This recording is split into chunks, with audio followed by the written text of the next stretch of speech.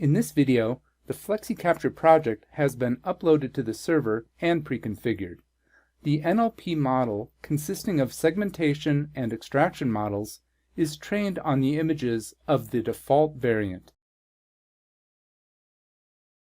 The segmentation model is looking for the preamble segment, while the extraction model locates the tenant name field.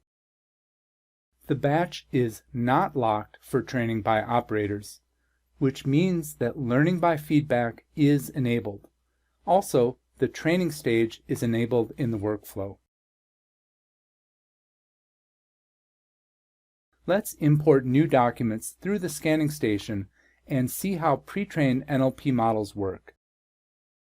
We import documents into the system, then go to the verification station. When recognition is finished, a new batch appears in the verification queue.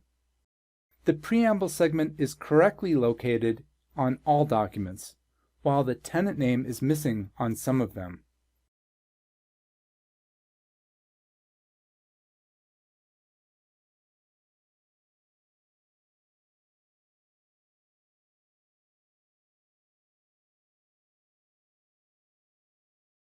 In some documents, the tenant region is bigger than required and incorrectly includes the word "and" along with the tenant name, which is really all we want. Let's fix this problem and correct the tenant name region where it is missing.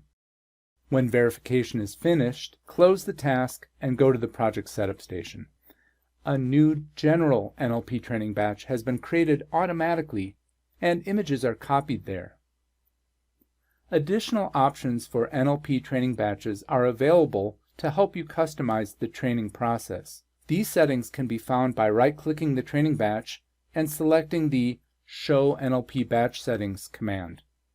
Here we have maximum documents in each training batch. If the maximum number of documents is reached, any new documents added into a training batch will start replacing old documents. The model will adapt to new documents faster if you decrease this option's numeric value.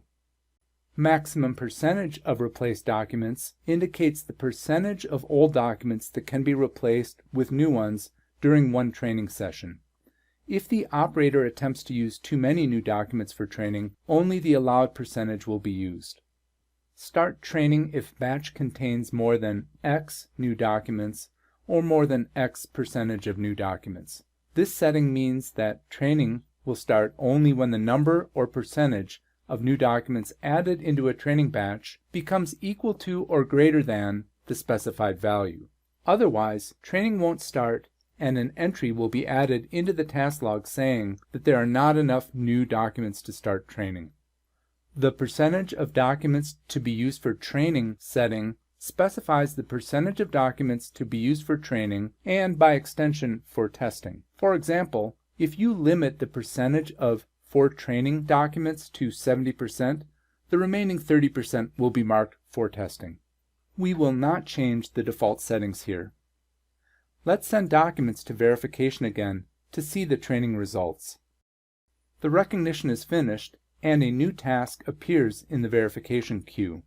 Tenant name is correctly located now on all documents. This means that the extraction model inside the document section was retrained. Now you know how learning by operator feedback works for NLP models and what settings can be used to customize the training process.